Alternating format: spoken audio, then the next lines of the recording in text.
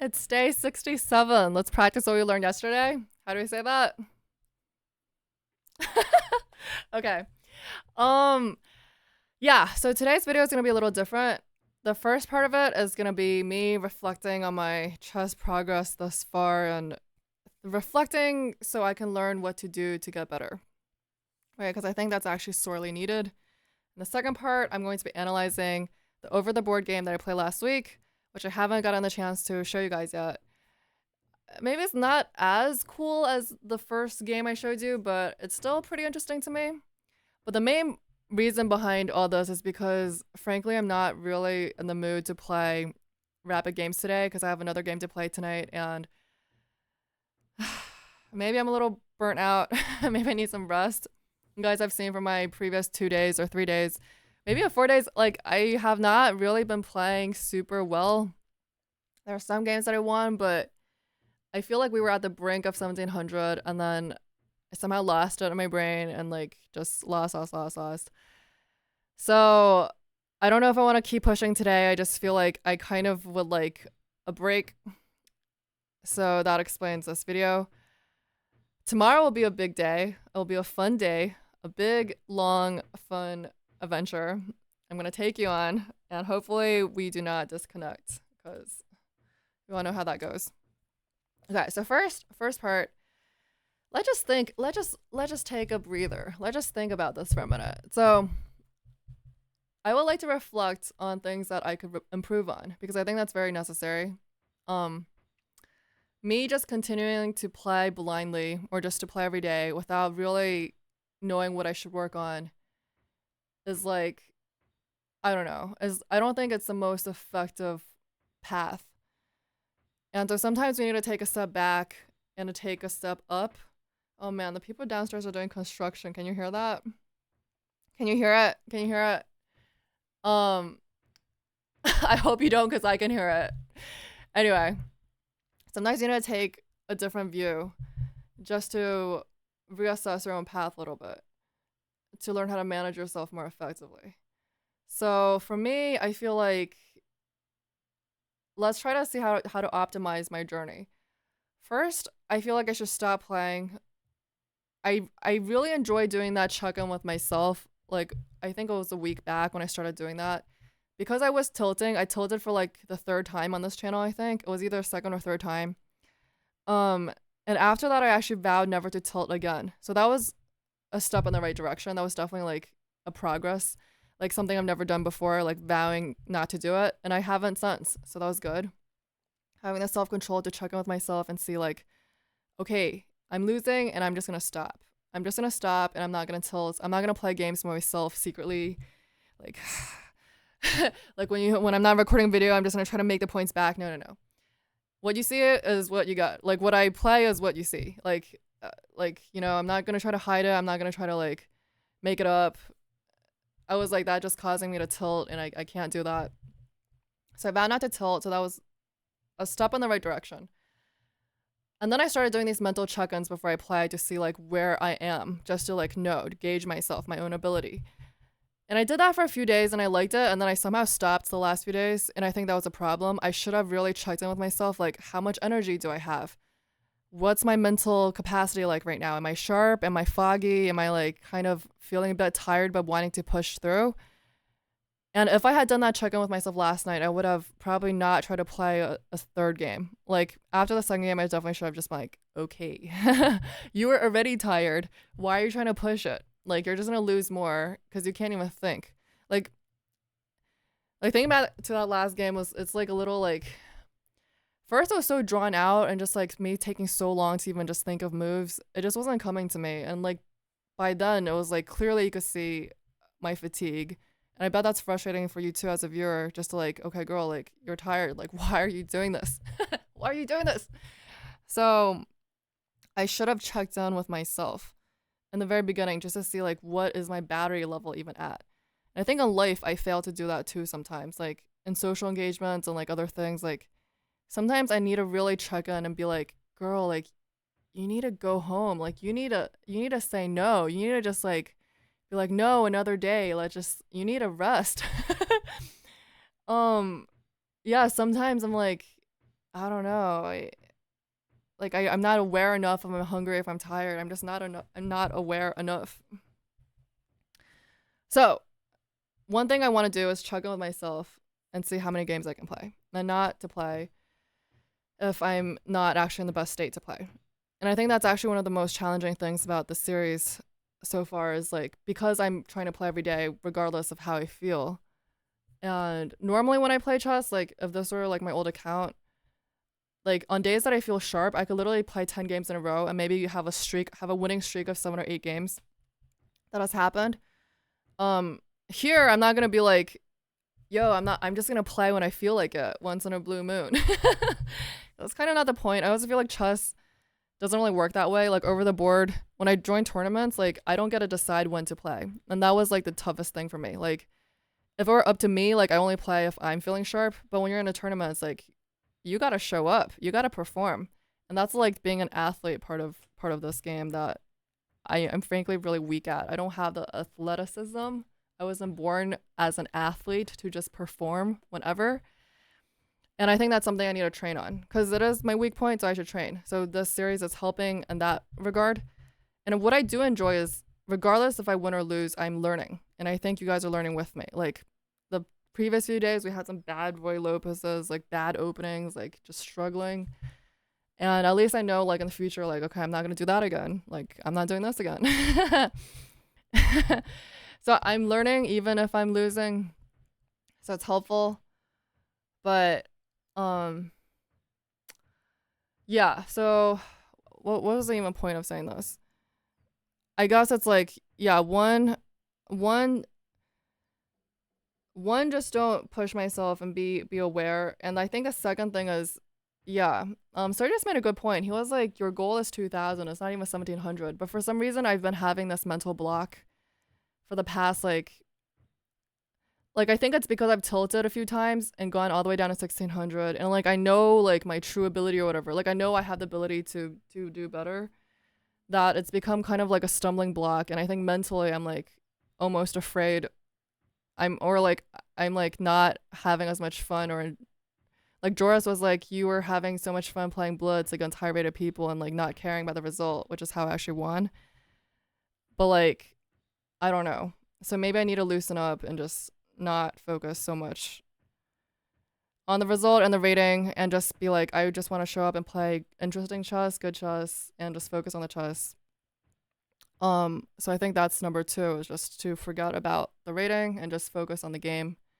Hard to do, very, very hard to do, especially when my series is titled Making My Way to 2000. But you know what? I gotta kind of just drop that a little bit.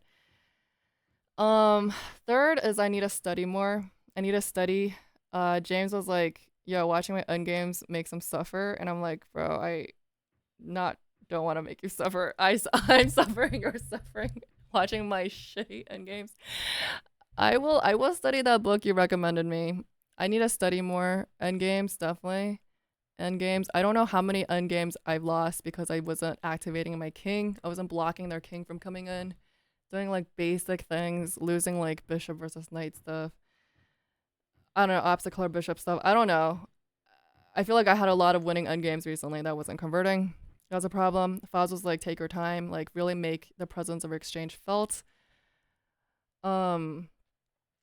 Yeah, in today's over the board game, I'm gonna share like the master I analyze it with. Also told me to take my time.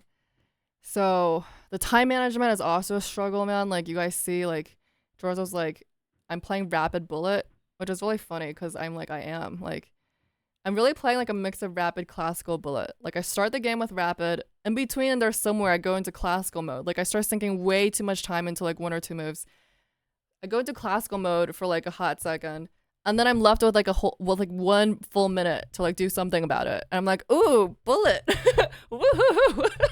And sometimes I actually even win the bullet just because my opponent is playing like total S. But obviously that's not sustainable because as we get stronger, my opponents are not gonna freaking let me get away with, bulleting them. That's not sustainable. And I need to do something about the time. Like, I don't know. And I think me being sharp mentally better will help because Lord knows that me playing tired does not help with time at all. And Sergio Laws made a good point about quality over quantity. Like, I actually quite enjoyed remembering some of the games I played in China. Like, it was interesting. Like, that was when I first started playing 15-minute games at you guys' behest. Like, you guys kept on recommending me to play 15-minute. Ooh, my door. Let's just close that really quick. Um, yeah, you guys kept on recommending me to play 15-minute because I was like I was losing, I was flagging, on time, and that resulted in some interesting games where I still sunk in way too much time. But at least like I had one interesting game that I actually enjoyed the process of thinking through, as opposed to like just feeling like I'm trying to make my elo up somewhere, like doing this elo grind and then not actually enjoying very much the game that I'm playing. So yeah, so maybe just try to just enjoy the chess more and focus less on the results and what I'm trying to do that day. I think me telling myself I'm getting to 1700 didn't help. It just gave me more pressure. So I'm just gonna relax about the elo. Like it'll happen if it happens. It will happen if I consistently raise my performance. Like if my chess is better, the elo will naturally follow. And I say this to you guys who ask me questions about their elo as well. I'm like, if you just raise your chess ability, don't worry about the elo. Like your elo will correspond. Your elo will rise correspondingly. Right? It's just a reflection of your state at the moment, nothing more. So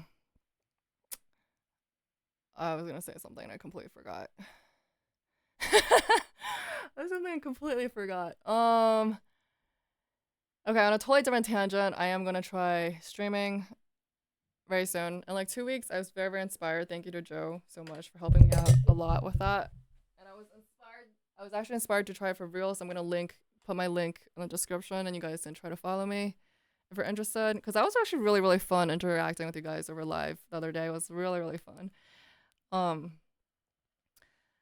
so yeah.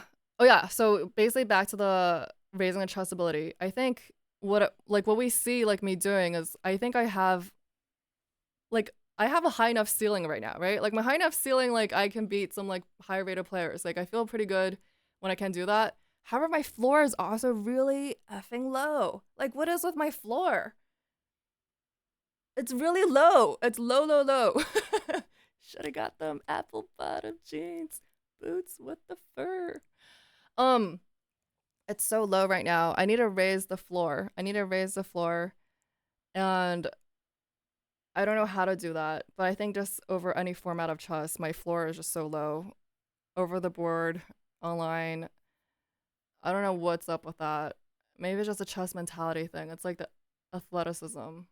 Like I just need to train to raise the floor. I'm not worried about the ceiling. I'm worried about the floor. Like I'm just mad inconsistent. So I don't know if you guys have tips about dealing with that, but I'm just too inconsistent. It's just too wild. It's too crazy. Maybe there are some more like rule of thumbs I could learn, like just, or maybe I just study more chess. The more chess I like feel good about, like if I have really solid openings, much more solid end game technique, and just in general, like I guess better middle game plans or like just more tactical training, then consistently I can just raise the floor, raise the bar for myself, because that is my goal. Like I love showing up for you guys, and it's like fun. At the same time, I do want to improve. Like in everything I do in life, I want to challenge myself, push myself a little more, improve in certain ways, learn more things. So yeah, so here's my reflection. Thank you for allowing me to talk. I mean, you could have skipped to the chess part. Maybe many of you guys did, but maybe this is also helpful to some of you guys just hearing about my thoughts at this point. And I think I need to reflect, because if you're not getting somewhere, if you're not where you want to be in life, I first accept it. Like in my presence video, like, live your best life video, just like, you are where you need to be. But at the same time, it's like the universe is telling you you have something to learn. Like if you are not where you want to be, it's because you have lessons that you haven't learned yet. You have lessons that you need to learn over and over and over and over because you're not learning them yet. So that's where I am now. I've been stuck in this like sub 1700, like, because there are lessons I haven't learned. Like who cares if I passed it previously? Who cares if I got to 1870? Right now I'm here because obviously I haven't raised my floor. And there are lessons I'm not learning. You know, so I gotta learn the lessons, absorb the lessons. Yeah. And let's read a quote from my favorite dude in chess. One of my favorites. Well, I mean, probably my fave. Okay. Noterbook. To be a champion, you have to see the big picture. It's not about winning or losing. It's about every day's hard work and about thriving on a challenge. It's about embracing the pain that you'll experience at the end of a race and not being afraid. And that's by Abdul Satorov at the ripe young age of however old was he when he wrote that. That is wise. That is my chess inspiration. It's not about winning or losing, guys. It's about every day's hard work and thriving on a challenge, embracing the pain you'll feel at the end of a race and not being afraid. And that's what we're in here for. At least that's what I'm here for.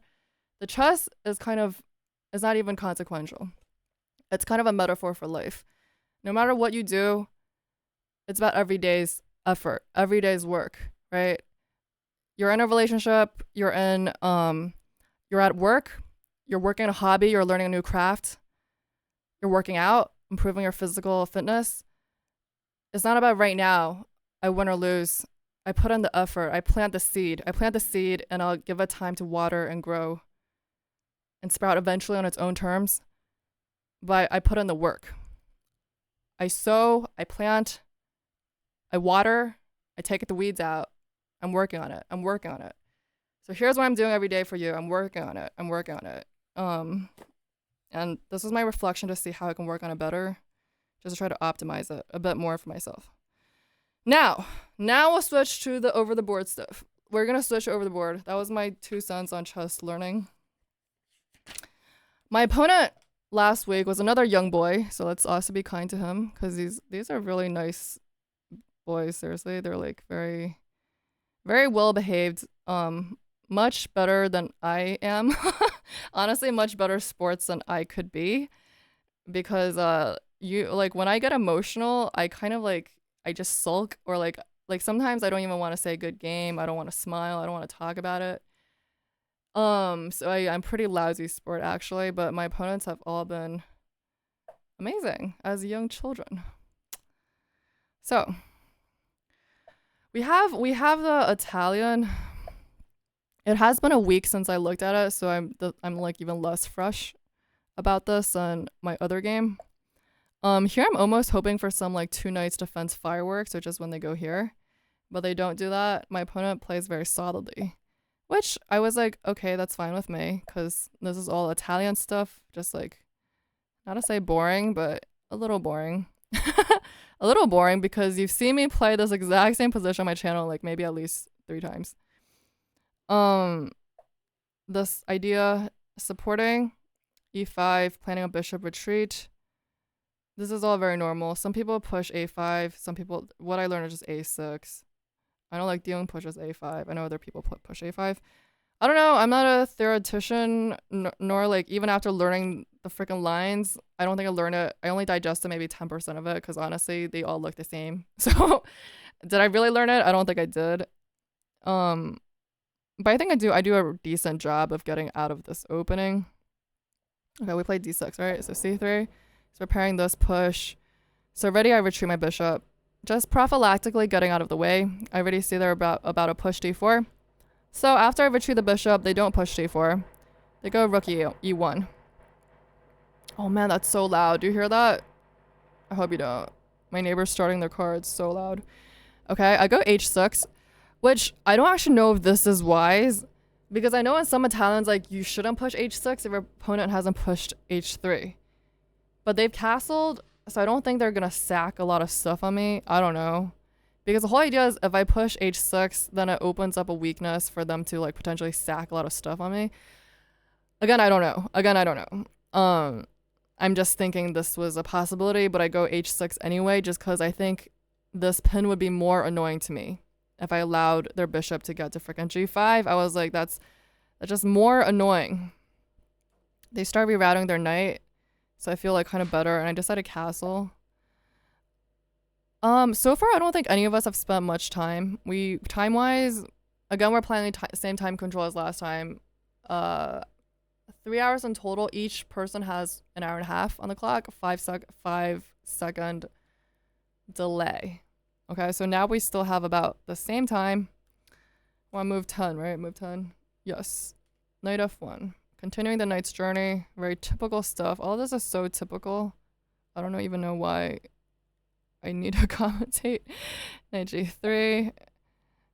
Bishop e6. Very typical. Trading off this bishop.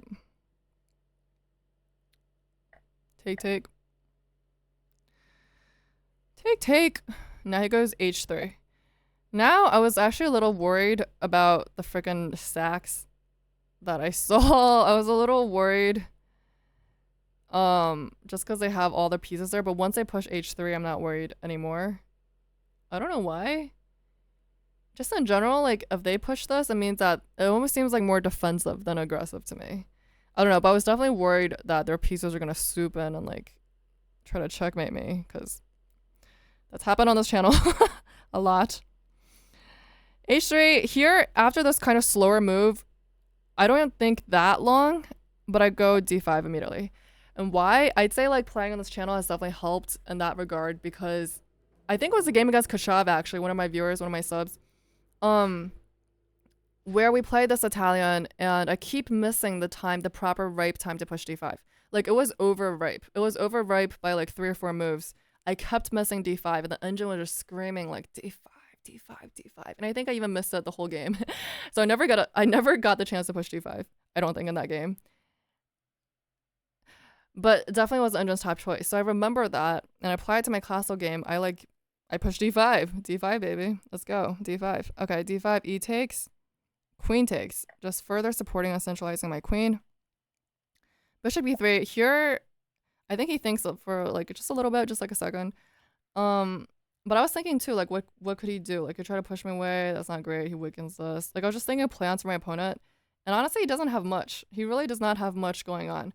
So I was thinking maybe he'd just try to exchange my powerful bishop, because this is a powerful bishop, you know? It's probably my greatest asset right now. This hidden bishop waiting to leap in on the king. At a certain point, there might be some nice forks, like nice tactics. I don't know. Because before, oh yeah, I think this is why he pushed h3, because in the potential of knight g4, then this is a weakness in the Italian. Although, was I really going to do that? I think that's like very defendable. Rook e2. I would have to like memorize my lines a lot more, because I know there are some lines where you should go here and you shouldn't, and they're like rule of thumbs, and like is it good for the rook to defend on certain lines? Basically, TLDR, I don't remember. I don't remember any of those rule of thumbs or like what to do, because I haven't refreshed my Italian lines, because it's effing boring. So in a sense, I'm lucky that my opponent just blocked me, because I wasn't sure what to do anyway. I was debating knight g4 like 2 moves ago, but I wasn't sure. So it goes here, and I think if I take, that's okay. But they just come out, I don't know. And I was like, it's fine if they take, because in my mind, if my knight takes, then I can potentially push c5, which would be nice, which contests the center, contest for d4, and also can then bring my knight in and just have more space in general. So I was like, I don't mind that little knight maneuver. I'll make you waste the tempo. I'll make you take the tempo to take my bishop, basically. So I ignore that threat, and I instead just develop my rook into the center. I develop my rook into the center. And he takes. He takes. So of course I take back. Now is the first time I think we really spent some time in this game. Like I think we actually think a little bit. Oh my god. Wait, no, just kidding. Has my board? I don't know how this looks right now. Should I don't know. Is this like really weird? No, that's fine. Okay, stop messing around. It's just because yesterday we had such an ugly frame, and I was like really unsure of what that was about. Okay, so he spends a long time thinking, so in that time, I hope you also thought of the move. Okay, he just pushes. And then I spent some while thinking too, because now I'm like, we could like now I feel pretty confident that we're just equal. Like we already traded off. Like we traded off the bishops. We pretty much traded off like things and we're gonna trade more. So I'm like, it feels equal. And I was thinking, are there ways I can complicate it? Like, could I push e4? That's what I was calculating. But then like once this knight comes back to d2 and then like putting pressure on e4, I wasn't sure if this was actually a good idea. Cause then I have the onus of having to protect e4 and then I don't know. And then there's like not a pawn protecting either. I don't know. I was just like, that's too much work. That's too much trouble. Let's just equalize. Oh yeah, and by the way, my opponent is 300 points high rated. I'd say even 350 points high rated. So I was happy. Like if a draw happens, I'd be like, okay, that's fine. And it's just pretty equal. Like Italian, it's like I don't know. Like what fireworks am I supposed to push? Like if this is what's there, I can't really push for anything more than what's there. So I take it. There's a bunch of things I was calculating. I was calculating rook takes, queen takes. I don't think they would pawn take. I mean, isolate their pawn. Why? Knight takes, all possibilities. He decides to do knight takes. He doesn't think very hard. So I just, yeah, he's putting pressure on the rook. Let's just trade him off. Boom, boom, boom, boom. Kick away the knight. c5. I'm not spending too much time. Here, actually, once I push, I see this thing that he could do. Because I actually saw this idea that this would be a royal fork. So if you could somehow get here, that's actually kind of bad. I can defend, but I actually only saw this defend. I don't think I was looking at this. I can defend, but here I was wondering if this was a move. Like after I pushed c5, I was like, oh, maybe if he goes knight f5, is this a problem? Because then he threatens this fork. And I was like, just as I was contemplating if this was a problem, he just nicely retreats back to f3. And I was like, okay, problem solved. Psychologically for my opponent, he was kind of like glancing up at me, like, I don't want to say frequently, but like occasionally. And just like kind of looking around as well. So like, I sensed like kind of even more of a distracted energy from my opponent. I didn't sense like he was super laser focused. And I feel like same with my much higher rated opponent. The first game I showed you, the guy who was 500 points higher rated than me, he wasn't really that focused. He wasn't taking me that seriously. For like I think the first 10 moves at least, until he started realizing that his position was pretty joyless, was pretty painful for him to play. Like even before he blundered, he started just realizing that his position's no fun. I think that's when he started like kind of settling in. But before, you can definitely sense the energy from like when an opponent is kind of high rated and doesn't necessarily think you're the biggest threat to them. You sense like their energy is not as grounded and focused as it could be. It's kind of like, so that's kind of what I felt from my young opponent. Not that he wasn't that focused, or I don't know. He just wasn't like if I were GM, he wouldn't be playing that way. Basically. He goes back to f3. So I'm like, cool. Thank you. Thank you. I have no problems. I follow through with my plan. No problems. Queen e3. Queen e3. He thinks a bit about this move. He goes queen e3. Because here I have this nice file. I think I don't have that many problems. Yeah, I forget if I said this, but the first part of this is going to be my own analysis of this game, my own thought process going through it. The second part is my analysis post-game with a very strong player from my club, a master level player, actually, like probably one of the strongest players at my club. The third part, I'm going to turn the engine on and see like how both of us thought, basically. Okay? Here, you know what? Yeah, I'm not going to talk about what I think after, but here I just decided to chase the queen away because I don't think I knew what to do. Frankly, I think about this for a while too. I just don't think I had a very concrete plan. You know, so maybe trade off the knight. I don't know what's going through my mind. But I was thinking maybe here and here or something. I don't know if I was just trying to trade stuff off at this point. Maybe just try to push a queen around a bit. But what does this do? I'm not sure. It was kind of a loose move, honestly. I don't know. He goes here. At which point I probably could just come back. But I considered this for a while. I don't think I wanted to trade because I was very scared of their knight getting active on me. I was very scared of my pawn weaknesses and their knight, giving the knight the tempo to reroute itself to start targeting all of my pawns here, which are not very defended. So I definitely didn't want to take. So I consider moving the rook, consider moving the queen even. I consider going here with the queen. I consider like maybe the knight going here, maybe our knight going in and eyeing some of their weaknesses. However, I couldn't really see this plan because first, like, this is defendable. Like, everything here is defendable. This is threatening a fork, but he could just take it. And then, I don't know, and then he could come in. He could come in with a knight. Actually, can he? Yeah, he can still come in with a knight. And, I don't know, everything's just defendable. So, I was like, I could get frisky with my knight, but I didn't really quite see the exact plan. And I just don't know. So I was deciding here for a while, but eventually I go king f8 because I'm thinking, okay, we're in the end game. If we trade off, I want my king to be more active and to come in, because I already sense like my pawns are weak and I want my king to maybe come in and help. He goes rook d1, so forcing a trade. Think about this, I'm like, yeah, I don't really want to give them this, and I don't really know where else to go with my queen either. Like all of this is defended pretty much. If I go here, actually, yeah, is this defended? Could I have gone here?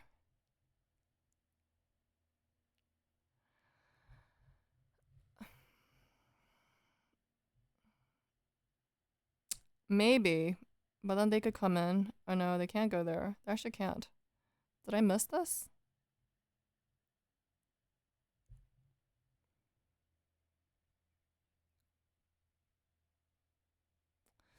I don't know. I don't know if I missed it. Maybe I just thought I was getting too fancy. No, if I go here, actually, they can just draw back. They can just draw back.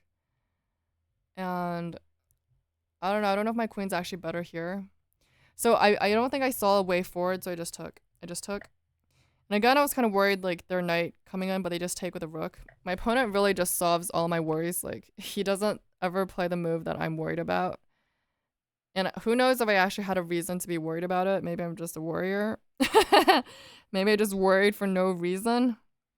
Here I spent a long time thinking what to do. My pawns are weak. And I eventually decide to go and trade knights. I trade knights. And I considered of this, you know, at least, yeah, here's the reason for my king coming in, because my king protects my rook. So I would like to exchange pieces. And I considered if their rook comes in afterward, after we exchange, I could just block. And I control this square. Basically, I could just block it. So I go here. He takes it. Knight takes e5. Rook takes e5. He gives me that check. Wait, no, he does not, because he would blunder that. He would blunder that rook. Knight. Let's look. Hold up. Knight takes e5. Rook takes e5. Alright, well, I moved 26. 26, guys. Okay, 26. Why do I write rook d8 check? Is my knight not there? Oh, you know what? I played the wrong move. I keep doing this. I don't know why. It's not knight e4. It's knight e5. It's knight e5, which means it's this move. Yeah. Why did I do that? Was knight e4 actually better? What was my reasoning for this? I think I wanted my knight here to defend, maybe. Maybe this knight was actually doing a good job here, controlling this square. So I don't actually know. In retrospect, like looking at it now, I don't know if knight e5 was the right knight to move. What if knight e4? Am I wrong about knight e4? Knight e4, is this the problem even? I could still just take it. I think in my mind, like, this was safer because it forces exchange of one pair of knights. Because if he doesn't take, this comes with check. So he's pretty much forced to take it. That was my reasoning. Although now looking at it, I'm not sure if that's actually the best knight to get rid of. Because now he gives me this check. See, he gives me the check. I think I come back. I come back home. I come back. Ricky Chuck. No, I don't actually. I don't even come back. I do come back. I do come back. He takes it. And here, I consider a bit what to do. Problem with king takes is it walks into this move, knight to f5, which would be really annoying because that hits this weakness. It hits this. It's coming in. And I don't think I'm in time to block it. So I just take it with a knight to pretty much position myself kind of defensively, honestly. Like, this feels a little, I don't know. So probably this is why I'm not a great endgame player, because if I had foreseen all of this, I don't know if I would have gone knight e5. I don't know if I even, like, way before this, if I would have gone rook to e8, targeting the queen. But yeah, I'll talk about the post-game analysis later, but I definitely would not have played this this way. Okay, so boom, boom, boom, boom, boom, boom, boom. Knight takes e8, knight e4. He spends a while thinking about this. He spends a while. He goes here, knight e4, attacking. I don't spend very long, but maybe I should have. I probably should have spent longer on this move. And now looking at it, I actually had more options. What would you do here? What would you do in this position? I'll give you 2 seconds to think about it. I just decided to defend it. Do you see their counterplay? Can you tell me the counterplay after b6? Because in my mind, I did calculate this out. I saw this coming. I was like, I can just defend. However, I think I made it. I don't think I saw what they were going to do. Right. They push a5. In my mind, me calculating the line, I was like, okay, this is fine. I literally just push a knight away. I push a knight away and everything is fine. But then this is actually a huge problem. Once I push a knight away, now I calculate, he takes a pawn. I'm not in time to stop the pawn. So I'm like, this is actually a huge problem. I'm pretty much forced to take this pawn and create ugly pawns for myself. But then I calculate this more. And I calculate this line through, and I think I'm okay because I'm already planning to destroy his own pawns in the process. He takes it. He takes it targeting this guy. So first I protect the pawn that he attacks on a6. Does he go knight b3 attacking this guy? Yeah, he does. Okay, yeah, so I predicted this. He does do this. And this is a line that I see in which we play. He goes here, attacking him again, and here I push. And now, even though I'm down a pawn, this looks promising to me because with these weaknesses and my king active, already, and I have a passer, already this was my plan, and I think I have something here. Okay? So it's kind of exciting. We're entering a kind of mildly exciting endgame territory, if this is your thing. We're playing chess, so this is exciting. Okay? B takes a3. Okay, now it's my turn. And what do? Of course, I activate my baby. King unlocked. He steps into the fray. My brave king joins the party. Okay, a4, king d6. Attack. Let's go. Knight d3. Here I think about, yeah, I go king d5. I think about it for a while. Just thinking how to get in. But I feel good. I'm already calculating, like, am I in time to do all of this? He goes here, king f1. This I start thinking about a while because logically you want to bring your king here attacking these guys, right? However, what does this fail to? Or what is the opponent's natural response to king c4? This guy. Forking and winning f7. And here's when you really need to calculate and see if you lose another pawn, but are you in time to take their pawns? And are they in time to block your pawn from advancing? So I was trying to calculate all of this out. And here's when I spend a very long time. I think I spend, I don't know, maybe 10 minutes or more. I don't know. But I spend a decent amount of time calculating this out. And I decide, yes, it's worth losing the pawn because it's worth it. In fact, this is my counterplay. Like, this is what I need to be pushing. And is there a king on time? I'm not sure. He gives me the chuck. I take the pawn. He takes it. He takes my knight.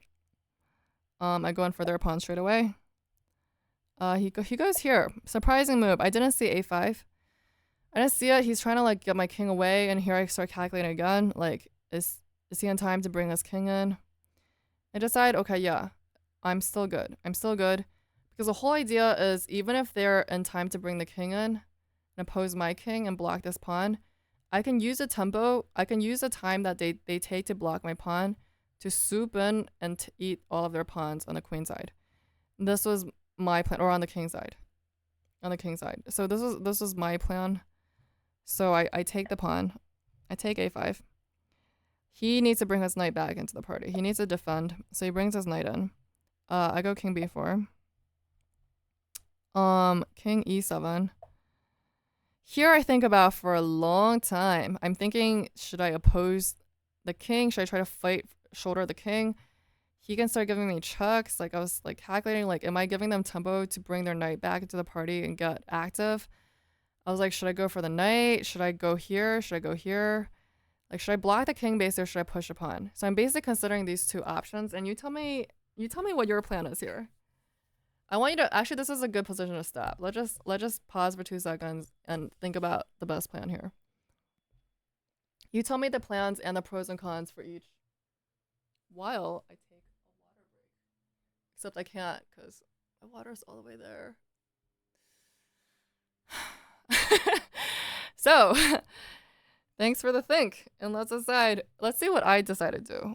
Which, let me already say that in retrospect, I don't think this was the right plan. It wasn't the right plan, and I should have thought harder about my other options. But I didn't. Okay. Also, some backstory. Here I'm like furiously munching on snacks. I'm already on my second like guodanpi, which is like that Chinese fruit roll-up thing I showed you. I was like on a pack of like freaking trail mix. Like about to open another trail mix. I was like, boy, just like I'm trying to eat away from the table. I got really hungry. I think that's actually a problem. I should have started eating before. Like on move 15, on move 20. Last year when I started playing over the board, I actually had a thing where like I drew a circle next to move 10, 15, like 20, 30, reminding myself to eat a snack or take a water break then. Because that's a problem. It's like when you start to feel hungry, it's already too late. It's already a little late because your brain is already not performing at its best optimal value. So I was definitely feeling the hunger, and I wish if I had eaten more, I feel like maybe I would have considered another plan. But this is what I did. I push a5. Okay, a5 on the board.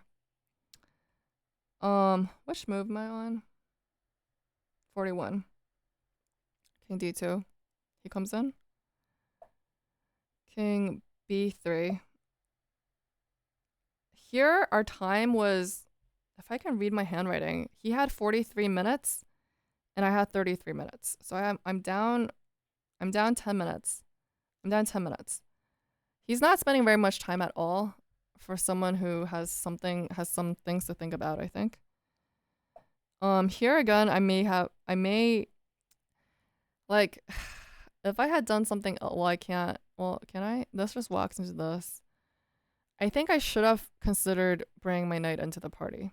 Like, honestly, in retrospect, I don't know why it took me so long, or why I didn't even consider this hard enough. I think it's because moving the knight would give their king tempo to come and defend. However, this knight being active could create so many threats of its own, while it just creates more threats. And this pawn didn't really need to be pushed. But I'm just so laser focused on pushing the pawn. I'm so focused on that goal of pushing the pawn, diverting the king, and then bring my own king in, that I'm neglecting my poor baby on c7. Okay, so knight e4. He starts giving his defense. He actually thinks a while on that move. So I finally decided to do something about my knight. Yeah, I do. I come in, I defend this while I'm already thinking in my mind, actually, it's not really about this pawn. It's more about this checkmate idea. Because I think I calculated this line through when I pushed a4. I calculated their king. Eventually, what's going to happen is I'm going to give a check and their king comes in here, at which point this would be checkmate. So I'm already thinking about checkmate, which is why I want to reroute my knight to potentially c2.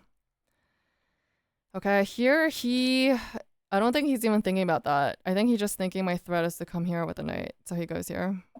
He just prophylactically stops my knight from landing on the square. Cool, that wasn't my plan anyway, but cool. And here I probably should have brought my knight in. I think I should have. Or done something else. Or maybe it's already too late, but I push a3. He goes king b1. I follow through with the plan. He goes in there. He gets all up in there. Now I go knight d4. Already I see this as a problem because he starts checking me and it's a perpet. So I'm not in time to deliver a checkmate because he starts checking me and I can't simultaneously defend the pawn and get away from checkmate at the same time. Which is exactly what he does. He gives me the check. He thinks a little bit, I think, and he gives me the check. Knight d2 check. And here I'm considering my various options, but this is just a perpet at this point. Perpetual check, and am I in the mood to play perpetual check on my freaking panas on a2, honey? Am I in the mood to do that when I feel like I could have had something? I was like, I could have had something here. Like, I definitely knew I had something.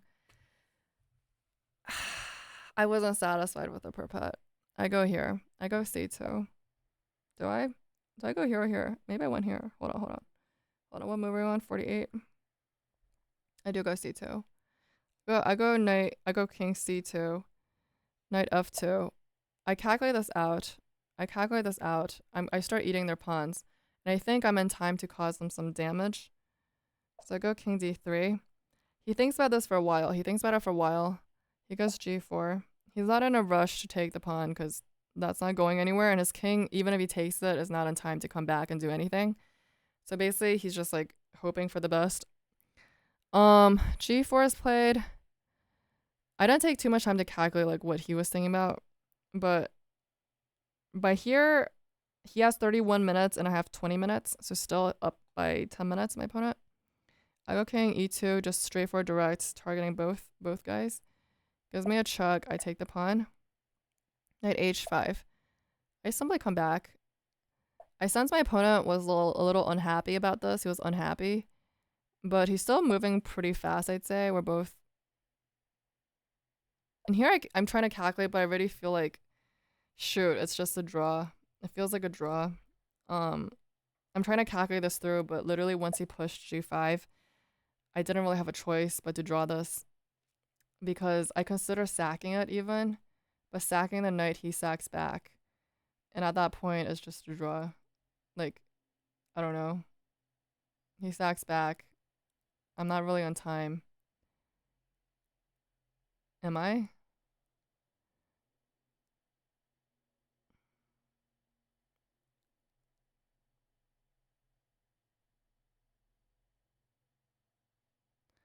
Am I on time? Should I have sacked the knight? In my mind, it didn't work. It did not work. It did not work. And I'm not thinking clearly enough right now to tell you why. But sacking the knight did not work. H takes g5. So I think about this for a long time and I decided to take. Yeah, let's just look at this.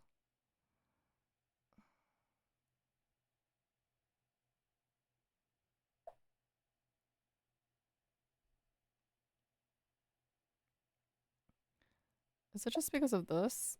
I mean...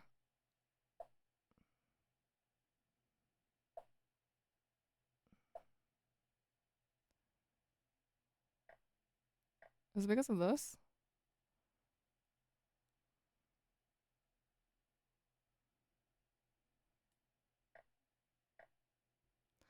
I don't know. Maybe that's a line. Maybe that's a line I was looking at. Honestly, I couldn't tell you now, but I was like sacking it as a draw. It does not do anything. So yeah, so I just take the pawn. I spent a while thinking about this. And I decided to take the pawn. I think he actually offers me a draw and I say no. I say no. But then he just takes it. And then I go here. And then he just takes my pawn. So now it's just a dead draw. Because because the knight cannot mate the king. Right? The knight cannot mate the king. So we draw one. We draw when I go king g4. After I go king g4, I agree to the draw. So it was a draw. It was a draw. Oh man, this video got long ago. No. It was a draw, and after the game, I analyzed with my friend. Really, really nice, amazing person. And he pointed out a few things for me to look at. He said I played well. Because the opening is just like standard stuff, so I don't think even that was my like. I don't even think I have merit in doing it. All I say is like I pushed d5 when I should have, so good. Every other decision I don't think is like even tough to make. Here my friend, my master friend really wanted me to push c4, or he was saying like this is controls their pawns, like gives me more space. So instead of doing this rook move, which he says like my rook and queen are already controlling this file nicely. So instead of coming here attacking the queen, which isn't really even a threat, she could just move to push this pawn instead.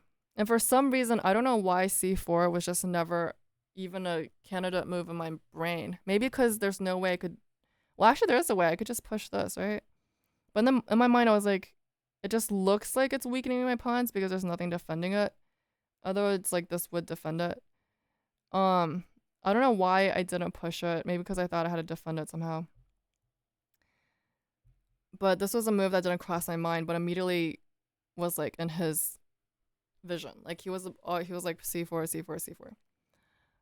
So I didn't play that.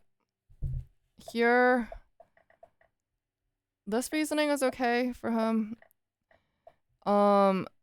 These pawns are a problem. Again, he was like, here you could push c4. Again, here c4 was an option. And if he had tried to attack or something, I could just come in with my knight.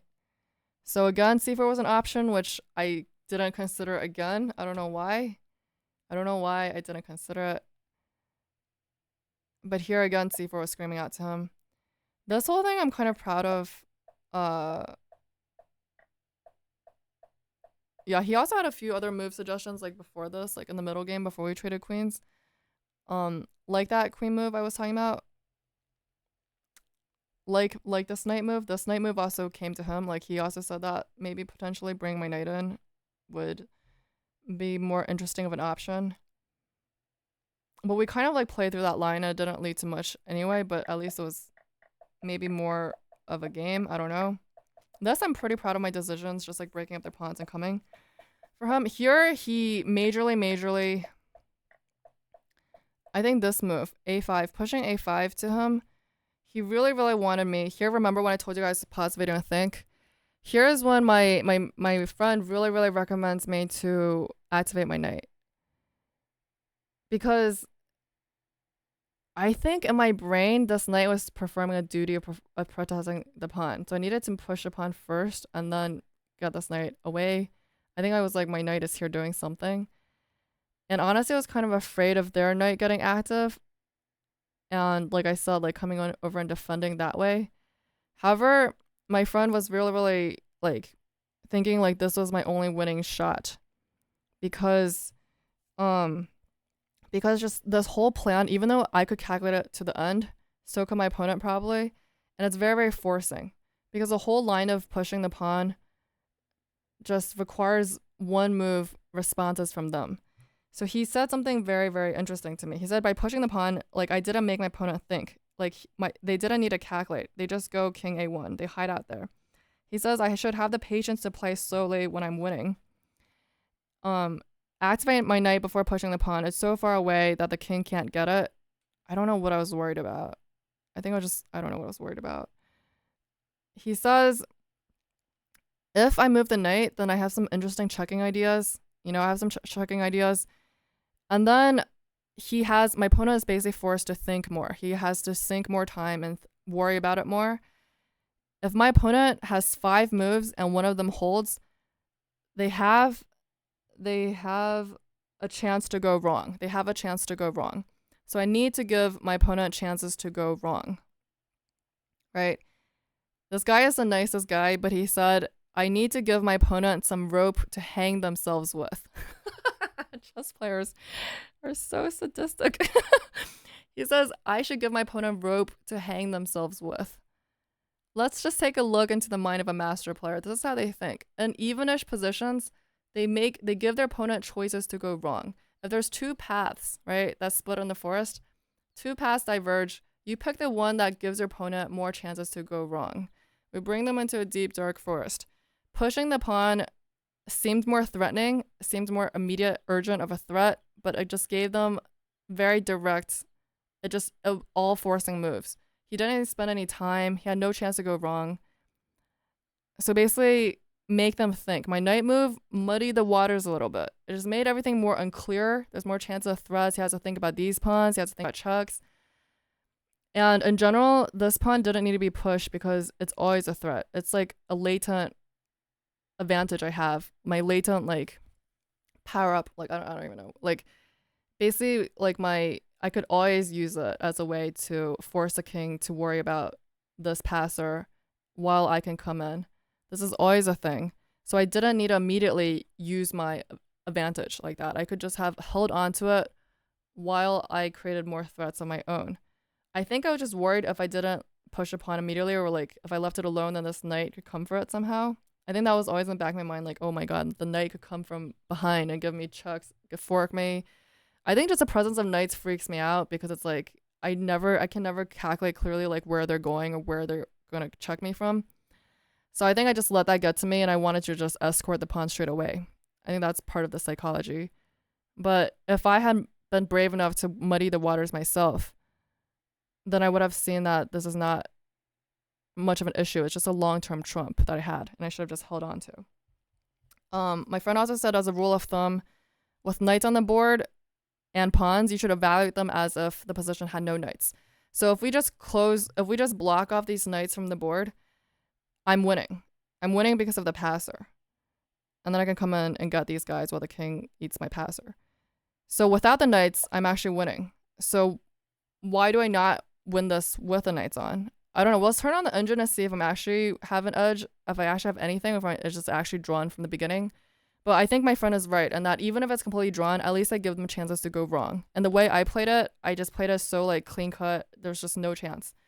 So that's what I learned. That's a psychology from a master player shared with you guys. I thought that was very, very interesting. It was so interesting. I like took notes. Now we're gonna do the analysis, okay? We're about to hit the engine.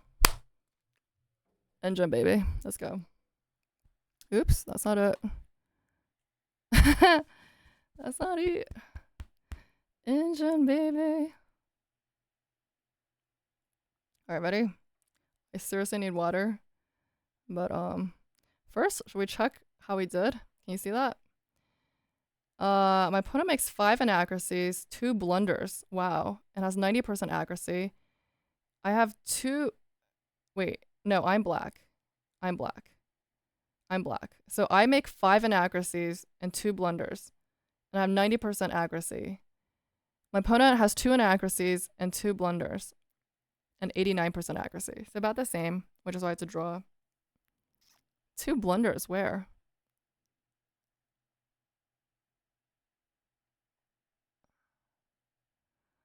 I feel like the whole first part, like, we can just skip through. You see it's all even. Right, this is all very standard stuff, so I'm actually just gonna skip through it. Or maybe I won't. Maybe I should just look at it anyway. Maybe I should just look at it. Let's humble ourselves and look at it, even though I know this is all just theory. Okay, so it does like my h3 move. So basically we're just playing the best moves. Here likes this. I know Nishiguri probably likes this line. I don't know. But and what I learned, I like to defend the square first with my rook so that if we trade on this square on e6, then I don't have to mess up my pawns. I can take with a rook. That's just how I like it. However, I don't know. Nice. Well, actually, here it doesn't even want me to push d5. Here it doesn't want me to push d5. It wants me to go a5. Okay. But still, see how dead even we are? This is a dead 0-0. It's a dead 0-0. Here I got a little fancy. I should have just taken. But still 0. Like, still just 0. 0 all the way.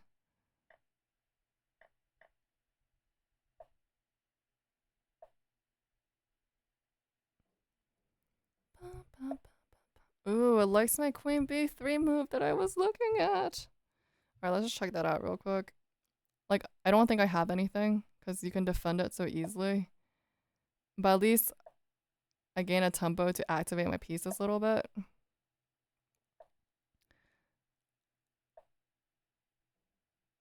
Like, I don't know if this is anything. Like, this just looks so drawn to me that it just doesn't look like anything. Maybe that's the point. It doesn't have to be anything. Okay, it doesn't have to be anything. At least, yeah, cool. The engine liked the move that I was looking at.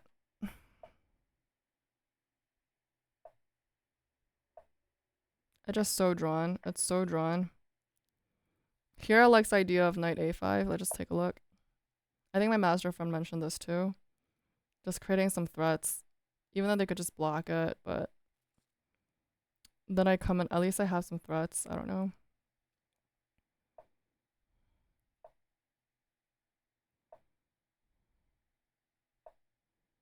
What is my baby doing in the room? What's my baby doing in the room? I don't know. It's on the rim, but it ain't dim.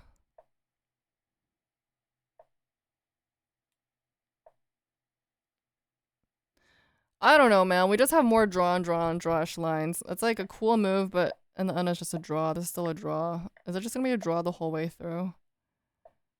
Yeah, here engine loves c4. Can I push him away already? I can't. What happens if I push him away? Yeah, this is bad news.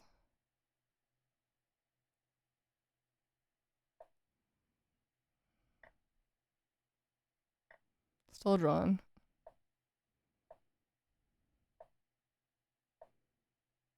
Still just a dead draw. Here, do I have anything? Ooh, actually says, ooh, inaccuracy. Here, actually, they have a solid advantage here.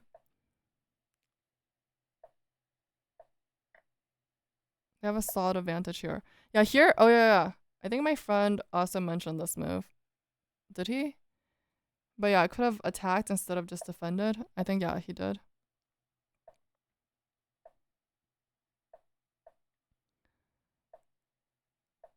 There's still a draw. It's still pretty much a draw.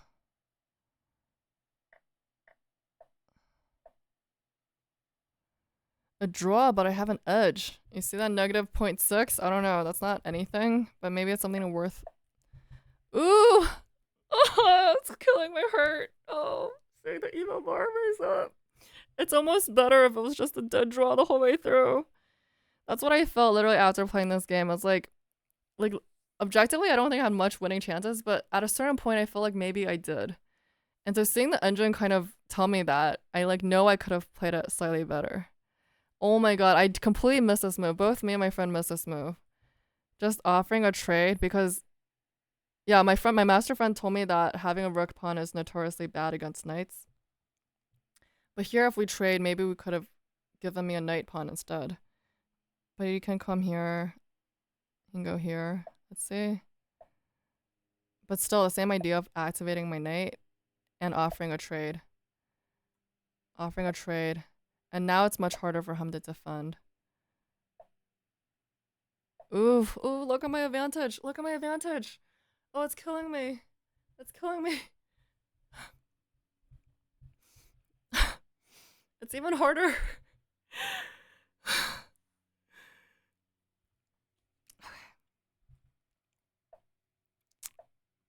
Actually, I kind of want to play that throw. I just want to play a throw. Oh my god, I'm so winning. Oh, this is killing me. It's killing me slowly.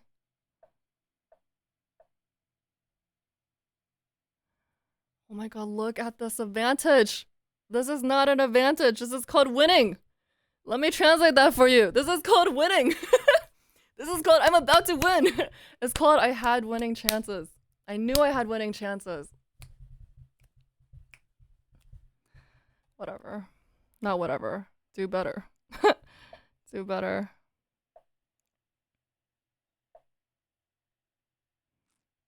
Here I should have moved the knight. I moved the knight too late. It's always weird. I moved the knight too late. Oh, I don't know. By here I should move the pawn. I should know. I don't know. Maybe get the engine a little time to process. This is still okay. I still have a solid advantage. Oh my god.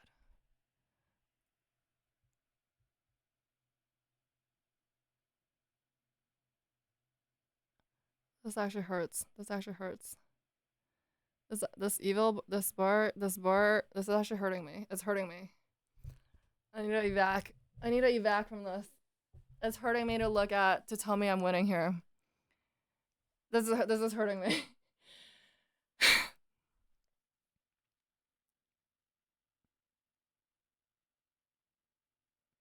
I wonder if at a certain point my opponent realized that this is actually really bad for him. He didn't really spend much time to think, seriously. And I wonder if he was feeling relieved that I didn't manage to convert it. Because at this point, like one of the highest rated boys in the club came over and looked over my shoulder at this game. Like he was looking at this game too. And I wonder if he even saw the win. I just didn't. Let's see what the engine says. Let's see how I misplayed the. Ah, this is hurting me.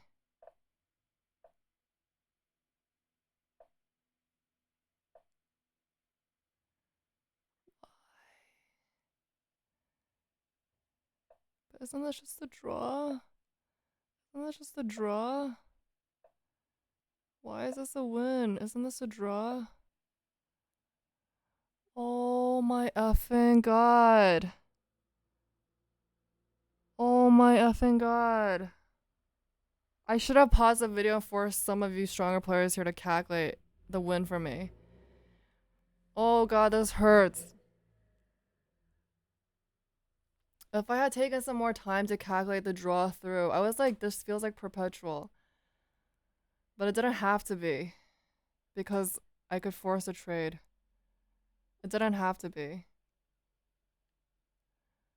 It didn't have to be a perpetual.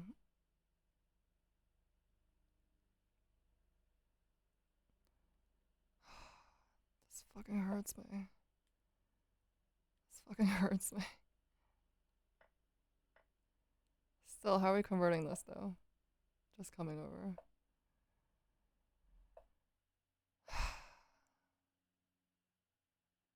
I don't know if I should have looked at this game before I'm about to play another game tonight. I don't know if I should have looked at it. That just hurts a little bit. It just hurts a little bit.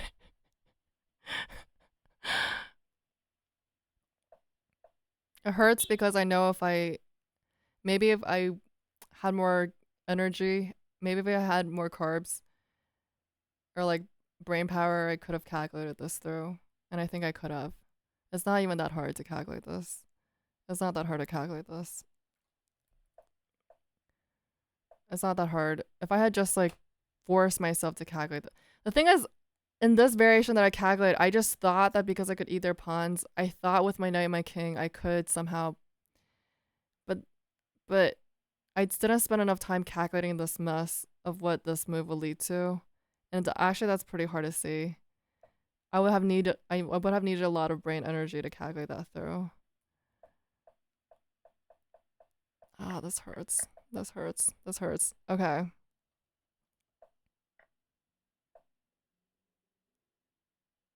This just hurts. Oh my god, why?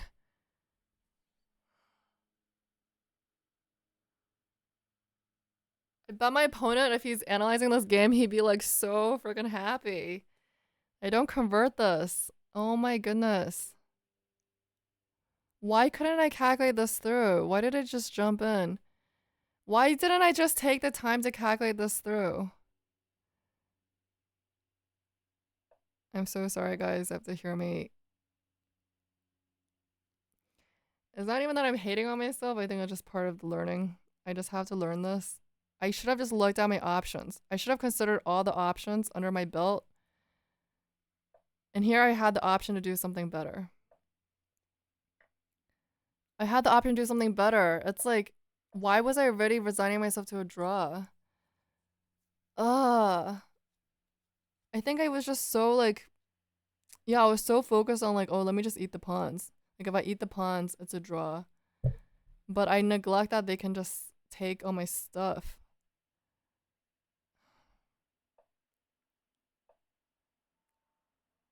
What if here is this still bad? Yeah, this is still bad. This is very hard to do actually. It's very hard to see. I would have to be a GM or something to like really convert this at this point. It's just too complicated. It's too complicated. Like, why is my knight here? Can someone explain why my knight is here? What did this do? I don't even get it. I frankly don't get it. I frankly don't get it. Do I zugzwang them somehow? This looks... Do I do this? Oh, yeah. Why would their king walk into that, though? Why would it walk into this square? Can I just go here? Oh, I guess the same thing. I just take it anyway.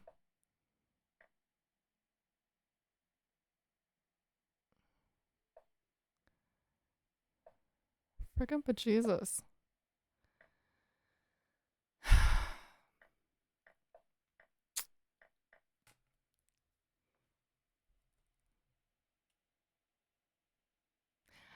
Yeah, that's why after I drew this game and I was driving home, like, I didn't feel that happy. Even if I drew a opponent who's much higher rated.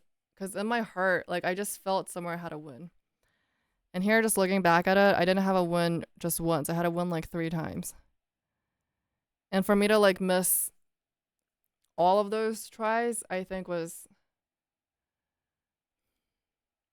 So it's interesting looking at it from the engine. Because I guess from the engine, it actually supports me pushing the pawn. It wasn't like... Although I think practically, I agree with what my friend said. I agree with him that activating my knight early was muddying the waters and probably would have put them under more pressure to go wrong. However, if I were like a sharp calculation endgame engine like Magnus or like Deung, then I would be able to calculate this through and see that even pushing the pawn, I was winning. If I had just at a critical moment slowed down to think, like really calculate it through, that requires some force, that like serious willpower and calculation precision. All right, that's that. That's my analysis for today. A lot of analysis, a lot of thinking, reflecting. Hopefully it leads to something good. Tomorrow will be a funner day. Let's not get too cray-cray, but we'll be running up and down a lot of places. See you. See you guys.